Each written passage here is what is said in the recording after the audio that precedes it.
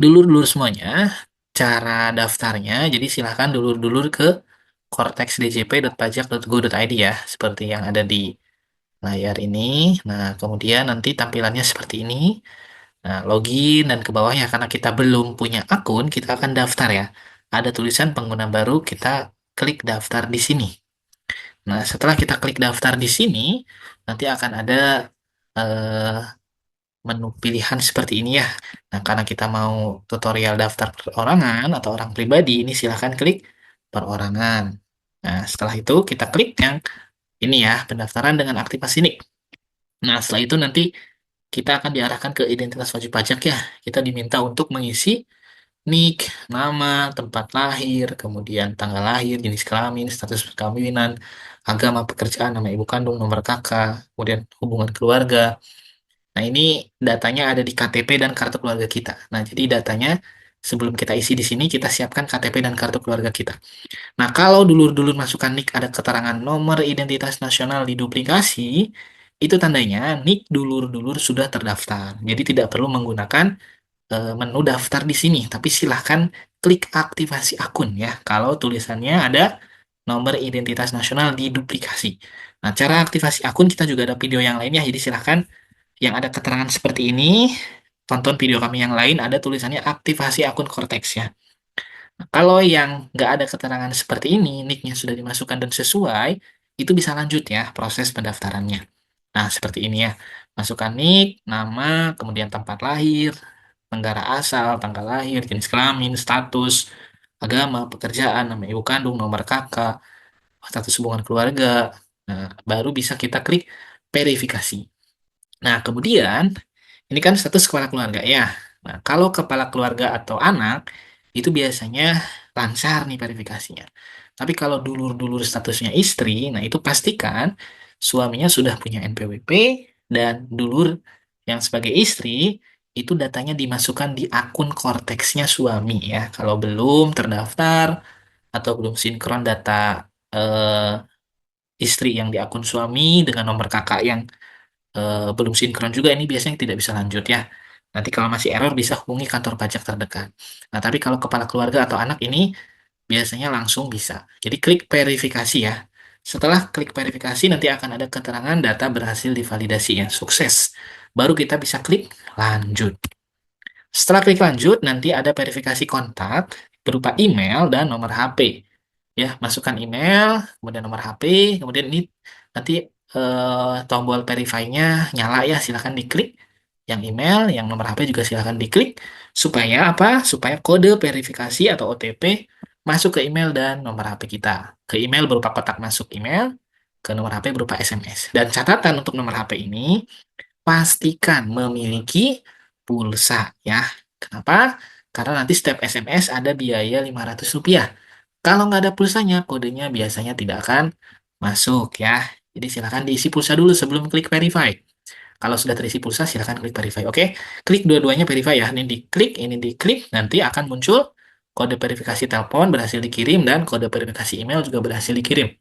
Nah, setelah itu cek kode yang masuk ke kotak masuk di email dan yang masuk ke kotak masuk di pesan ya.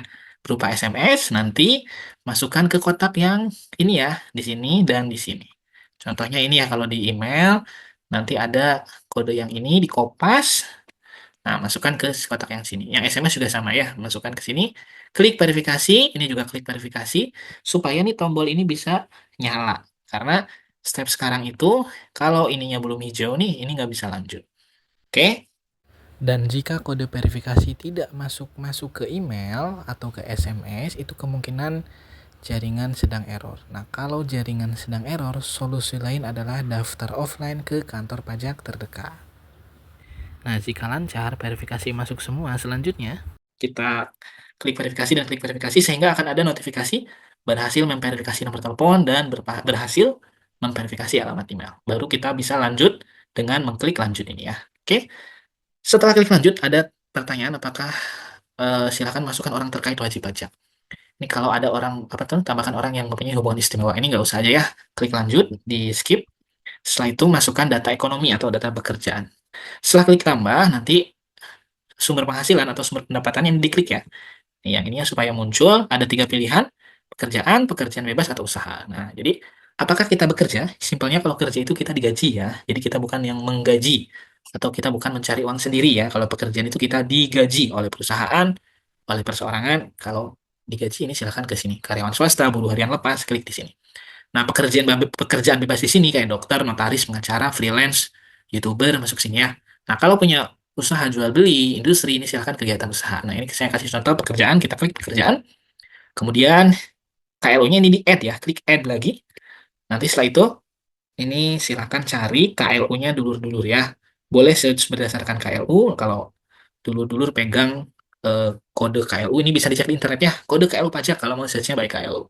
Tapi bisa juga di sini ya, berdasarkan deskripsi, boleh dicek. Nah, tapi kadang menu pencariannya gagal. Kalau gagal, saran saya cek KLU di internet ya. Nanti kodenya disesuaikan sesuai pekerjaan dulu-dulu. Nah, ini saya asumsikan, saya search di sini, pegawai swasta, nanti akan muncul ya pegawai swastanya, kemudian pilih ya sesuai kategori pekerjaan kita.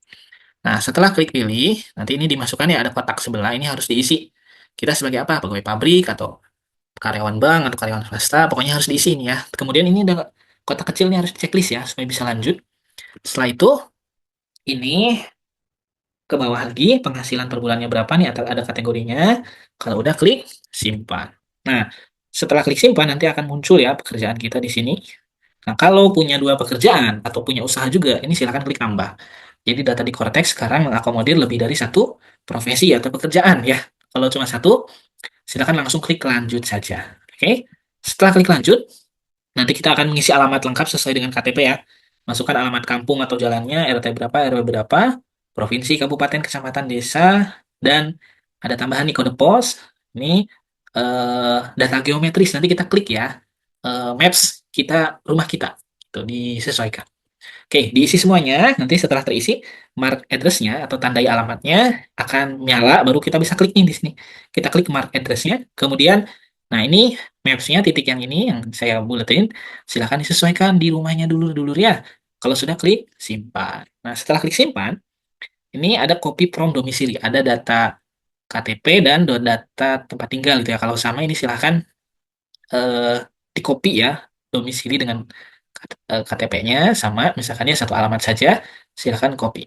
Oke, setelah klik copy, nanti datanya akan pindah ke bawah. Nah, kalau dulur-dulur punya banyak alamat, ini bisa ditambahin ya alamat tinggal dulur-dulur selain alamat ini, kalau lebih dari dua gitu ya, lebih dari dua alamat. Tapi kalau satu cukup copy aja, kemudian klik next. Setelah klik next, ada ambil foto ya. Ini bisa upload foto langsung, face recognition, bisa take a foto juga.